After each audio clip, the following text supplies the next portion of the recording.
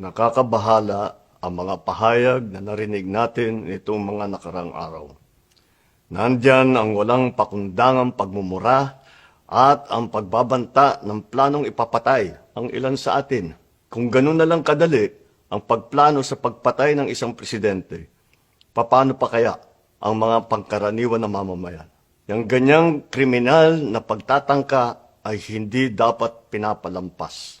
Yan ay aking papalagan. As a democratic country, we need to uphold the rule of law.